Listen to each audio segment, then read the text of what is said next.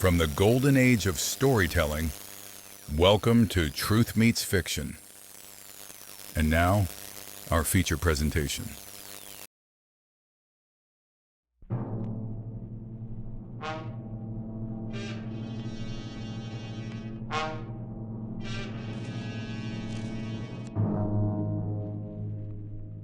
Worried about the United Nations? Anxious about those bills piling up? Want to get away from it all? CBS offers you Escape.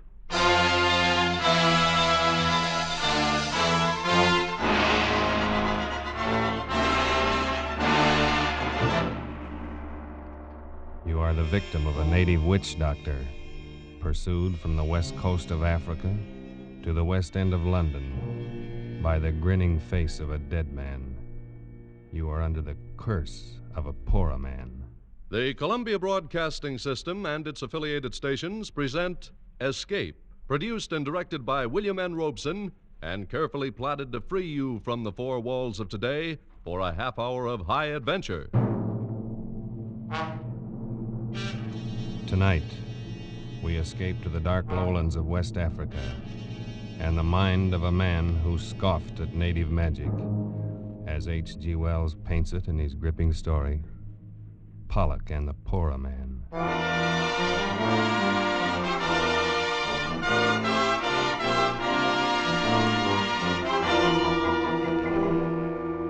I had spent considerable time in Africa, but I have given little credence to the many superstitions of the natives there. Voodoo curses, weird incantations of witch doctors, and the like had always seemed a pretty silly business to me. But that was before the affair of Pollock and the Porroh Man. Even then, while the thing was happening, I took little notice.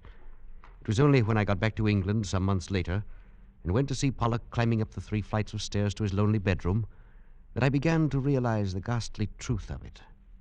One look at him was enough. I had never before seen a man so unnaturally wasted, so prematurely aged and broken, so eerily mad as this man lying on the bed and looking up at me with haggard eyes. It was good of you to come, Waterhouse. Nonsense, old chap. I just thought I'd look you up and say hello. But I had no idea I would find you ill. Ill? Yes, I suppose I am ill. I suppose that's what you'd call it. But what in heaven's name is the matter, Pollock? I say, come closer, will you? I can barely see you. Why, yes, of course. I'll just drop a chair and... Oh, no! Pollock, man, what's the matter? Oh, no. Take it away. Take it away. What are you talking about? What is it, man? That thing in your hand. Take it away, please, for heaven's sake. What? Take it away. In my hand? Pollock, this is only my hat. Your... hat? Why, yes, of course. Just an ordinary black Homburg. Now, if its style is offensive to no, you... No, I just put it on the table, the floor, somewhere where I can't see it, please. Well, of course, old man. Yes, I suppose you think I'm mad. Oh, now, don't be. I know you do. Everybody does. Of course, I'm used to it now. And the worst of it is, perhaps I am. I say, Pollock. Only I don't think so. Because I do see it. I don't care if no one else does. I can see it. See what? The head. That hideous face following me everywhere, grinning at me.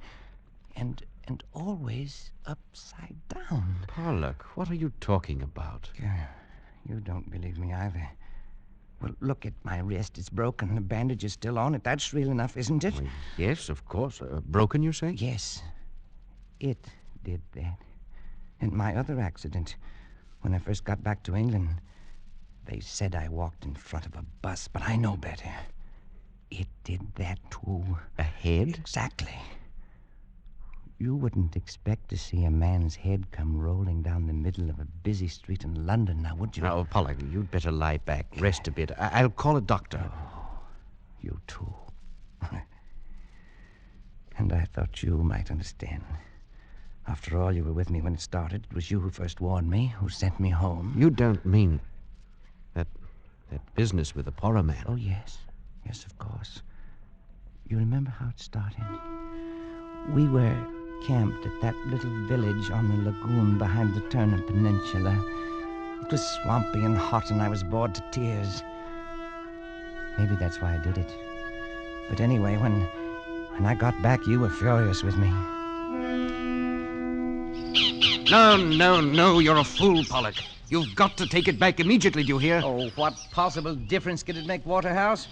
Why all this fuss, old boy? It's only a little wooden statue. Can't be worth anything except for a curio. You're not that stupid, Pollock. You know very well this is a Porroh idol. You must have stolen it from the hut of a witch doctor. Well, and what of it? Don't you see? To them, this is sacred. As sacred as an altar cross to a Christian.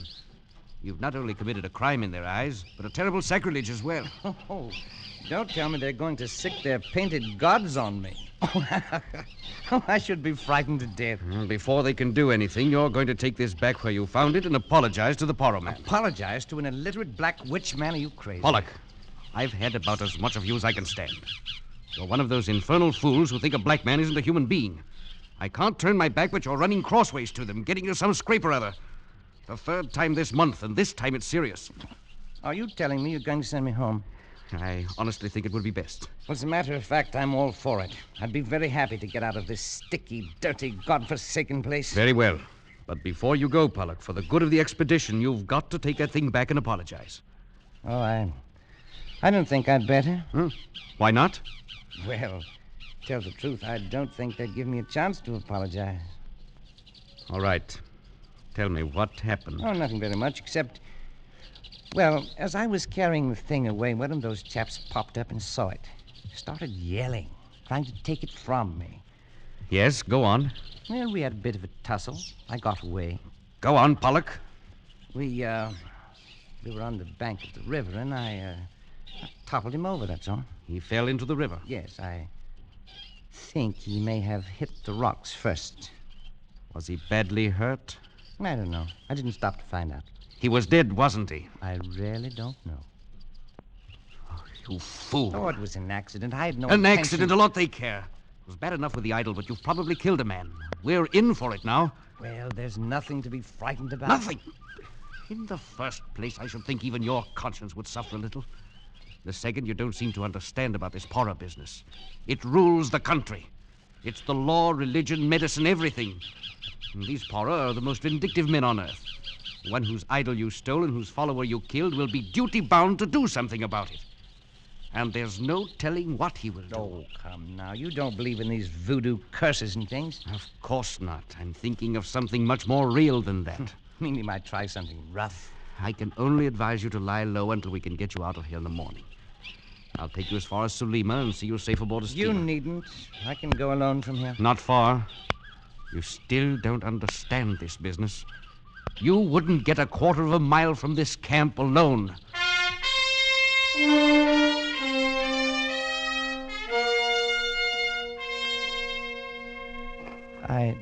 I still thought you were making a mountain out of a molehill, Waterhouse. But I must admit, I didn't sleep much that night. I lay there on the mat in my hut and listened to the sounds of the village. And then later to the noises of the night-wakening jungle. Sometime after midnight, I must have dozed off because I awoke with a start. For a moment, I was confused, but I sensed something wrong. And then, framed against the moonlight square of the door, I saw a hand upraised, and in it, a knife. Stop it! Stop or I'll shoot! Stop, you devil, you! Pollock, what is it? What happened? I missed the beggar, Waterhouse. I missed him. Who missed who? What happened? The Porroh Man. Waterhouse, he was in my hut. He had a knife. He tried to kill me. Now, wait a minute. Wait till I find a light. There. Are you all right, man? Oh, I'm all right. I just saw it in time. I rode aside and... Look. Eh? In my bed. The knife. Oh, that was a narrow one. Well, perhaps now you understand the seriousness of this. Waterhouse, I saw his face. He stopped just at the door for a second.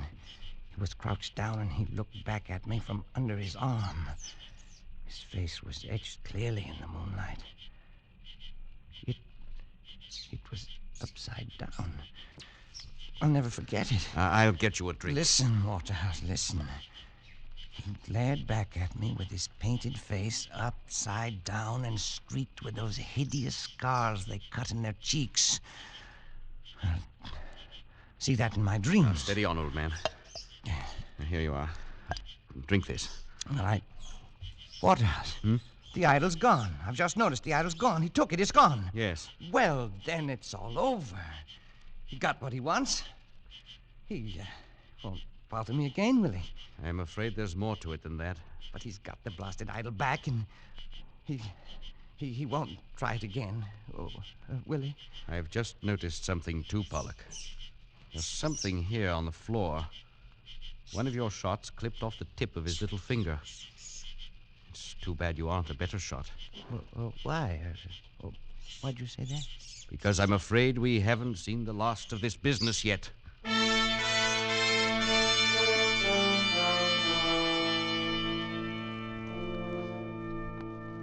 You were more right than you knew, Waterhouse. The next morning was only the beginning. We were standing by the river and supervising packing. I'm glad we're getting out of here. There's something brewing, or things wouldn't be so quiet. Oh, what would be brewing? A stink in a copper pot, probably. Dancing in a circle of skulls, putting curses on you. Oh, that. What can he do? How the devil should I know? They're versatile people. They know a lot of rum dodges. The best thing to do... Look out! Oh, man, that was close. What was it? One of their beastly poisoned arrows in the tree behind you. Missed your head by inches. No. It came from over there in the bush. Well, let's do something. Let's chase him something. No use now. Never find him in there. Best thing for us to do is to get out of here quick.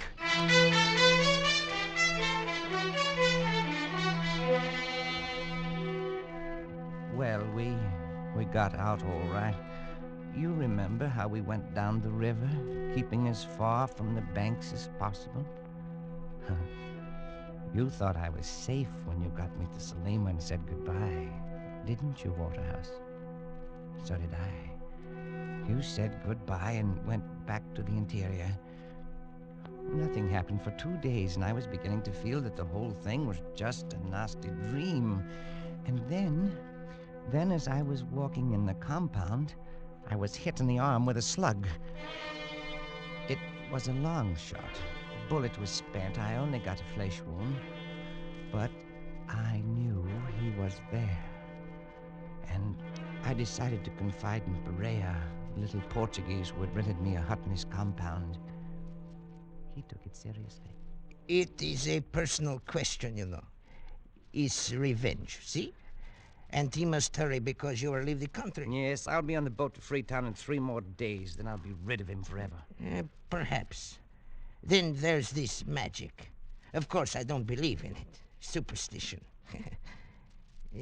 But still, it's not nice to think that wherever you are, there's a black man spends a moonlight night, sometimes dancing around a fire to send you bad dreams. You have any bad dreams? Well, there. Keep seeing the beggar's head upside down, grinning at me, showing all his teeth the way he did in the hut. Now, it's nothing to be afraid of. It's not pleasant either. Then they say Porroh Man sends snakes. You seen any snakes lately? Well, only one. I killed one this morning on the floor under my hammock. Almost stepped on him when I got up. Of course, it is coincidence. Still, I would keep eyes open. Then there is the pains in the legs and arms. I thought they were caused by miasma. Probably they are. When did they begin? Why, 3 nights ago, the night... Oh, blast it, it's nonsense. If I could just meet this devil face to face, with a gun in my hand... You might shoot him. But then he might shoot you. I think he do not want to kill you. Anyway, not yet.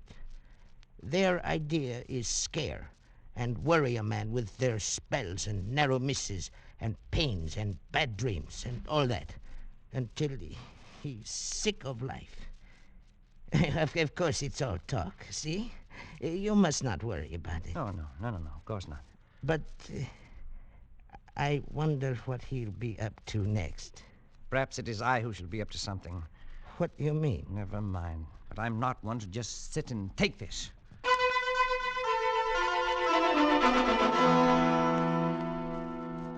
That very afternoon, I had a conversation with a roughneck Mendai tribesman I found there in Salima.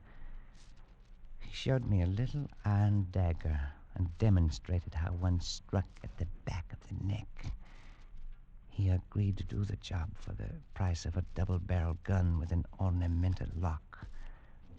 I went back to Pereira's, feeling better than I had in days. That night, the Portuguese and I were sitting in his living room playing cards, when suddenly the Mendai rough strode in without so much as a knock. Who is it? What do you want? Oh, it's you. Have done what you tell me. Have proof. What is it you have in the package? Is that blood dripping? Proof. Here. His head. Oh, no. This man you want. Now I get gone. You didn't have to bring this. I didn't ask for such proof. You mean, Senor Pollock, you got him killed? You did not kill him yourself? Why should I? But he will not be able to take it off now. What do you mean, take it off? Look at the cards. They are all spoiled with this blood. What do you mean, take what off? You must send me a new pack from Freetown. You can buy them there. Take what off? It is only a superstition, I forgot. The natives say if the witch, he was a witch, but it is all rubbish. Go on. Well, they say you must make the Porroh Man take the curse off or kill him yourself. It is very silly. Gun. No. Yes. I'll make it 2 guns if you'll take that beastly thing away. No. 1 gun. No. All right. Freya, that gun you have for sale, give it to him. I have the money right here. Yes. Over here. Now, take it and go. Thanks. It is funny how the head sits upside down. Just the way I saw him that night. Just the way I see him in my dreams. Like it was weighted that way. You will take him with you when you go. Maybe take him now. My cards are all spoiled. There is a man sells them in Freetown. You should have killed him yourself. Stop it!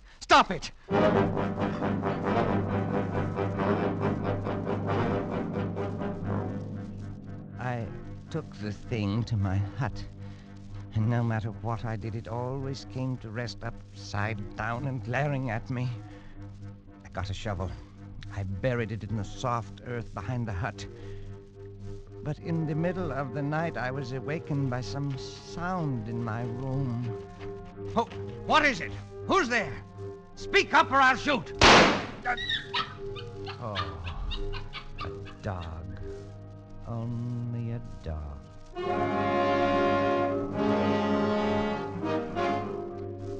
Yes, it's only a dog.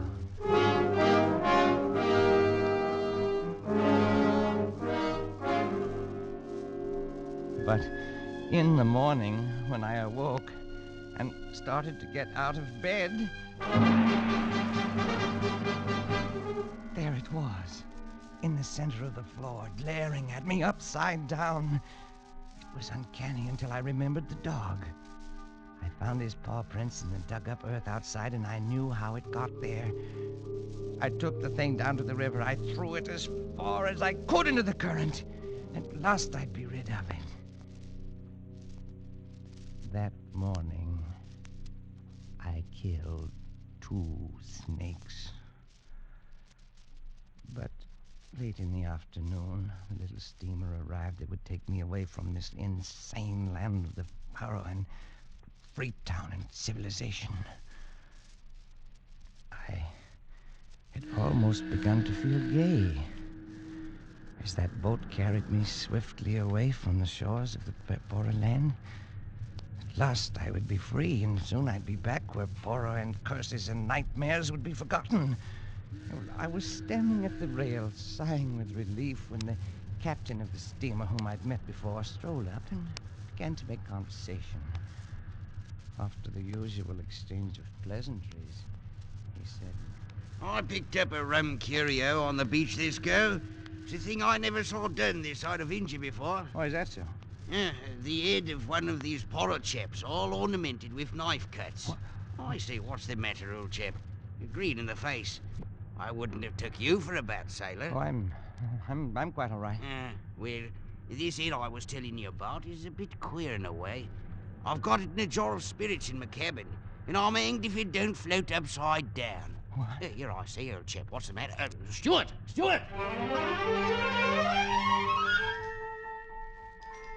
That was the last straw, I suppose.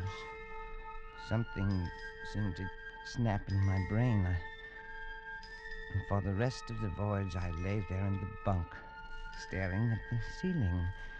And I had the strange sensation that the boat was made of glass, transparent, and that I could see up through the ceiling into the captain's cabin, see the Porroh Man's face floating in a jar of alcohol upside down, grinning at me. I suppose the actual head is still in the captain's cabin in Freetown, but it didn't matter. The Porroh Man's work had been done by then, because now I carried it with me everywhere, in my brain.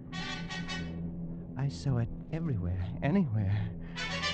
Any object that was round, like a hat or a pillar or a vase, suddenly developed features when I looked at it. Ugly, scarred features with a grinning, mocking mouth.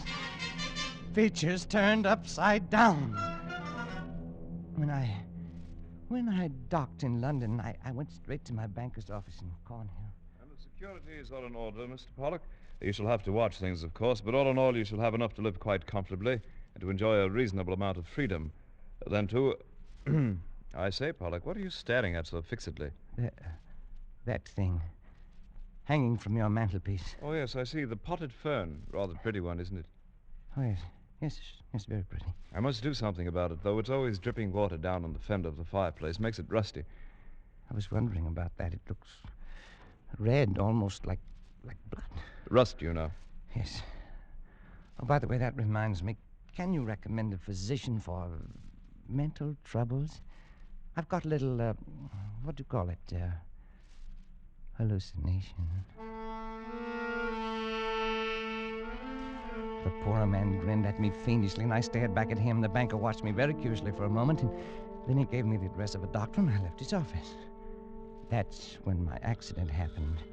To a man who's been many months in the jungle, a busy London street's confusing enough. But when a head comes rolling down the middle of the street, and between your legs... No!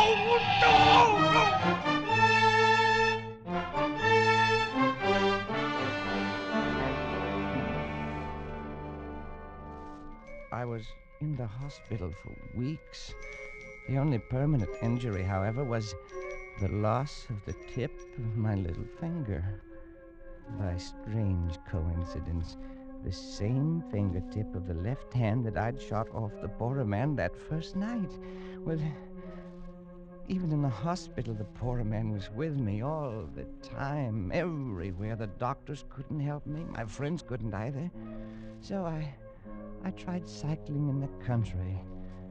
But that thing kept rolling along beside me and getting tangled up in the wheels and spilling me. That's how I got the broken wrist. Well, the worst came only last week. I'd just come back from a long walk, hoping to be tired enough to go to sleep. And as usual, that bronze vase was over there in front of the big French window. And it... well, perhaps the Porroh Man enjoys the view of the street 3 floors below. Anyway, this night, I felt a little devil-may-care, so I turned round to it and I looked him in the eye and I said, "So, you're still here, are you, my ugly shadow?" Yes, Pollock. I'm still here. What did you say? I said I'm still here. And I always will be. No. No, not that too, not that. No. No.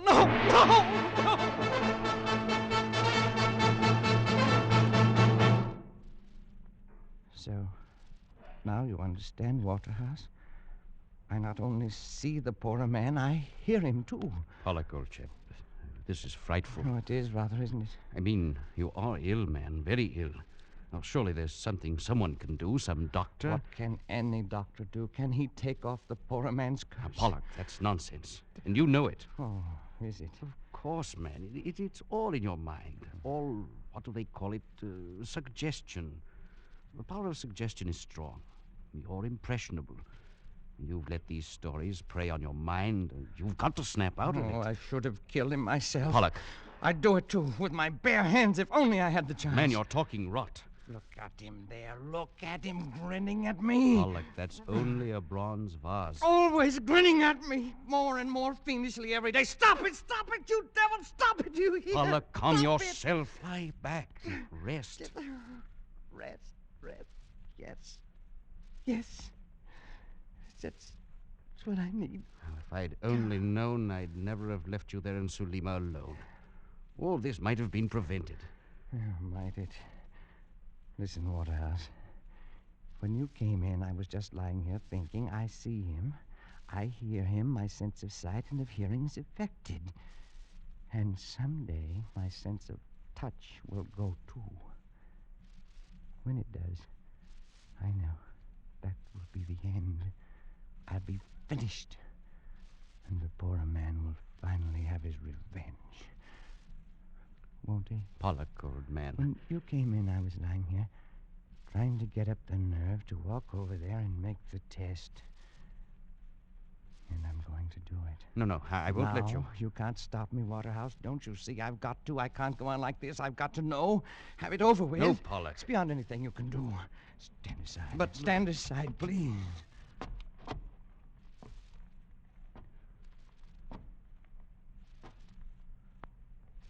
Now. Come back to bed, Pollock. That window is open. If you have a Never mind. This is just an ordinary bronze vase. Isn't it, Waterhouse? Pollock, don't do it. I know it's only a bronze vase. I know that when I will feel only cold metal when I reach out and touch it. I know. Like this.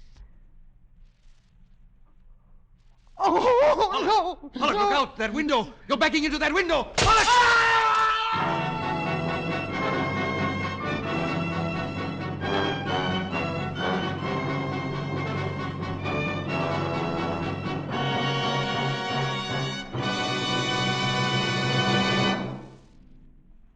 Escape is produced and directed by William N. Robeson, and tonight brought you Pollock and the Porroh Man by H.G. Wells, adapted for radio by John Dunkel, with Barton Yarborough as Pollock, Louis Van Rooten as Waterhouse, and Bill Conrad as Perea.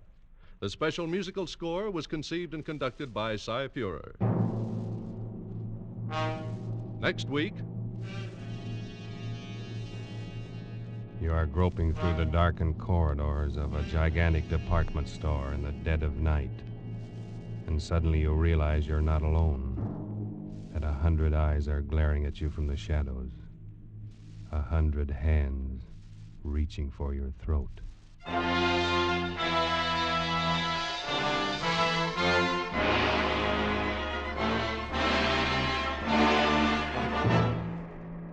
next week, Escape with John Collier's eerie story, Evening Primrose. Good night, then, until this same time next week when CBS again offers you Escape. This is CBS, the Columbia Broadcasting System.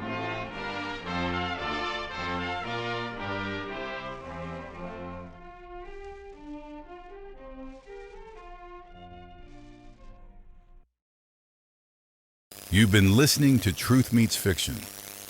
Until next time, keep a light in the window and a story in your heart. Good night.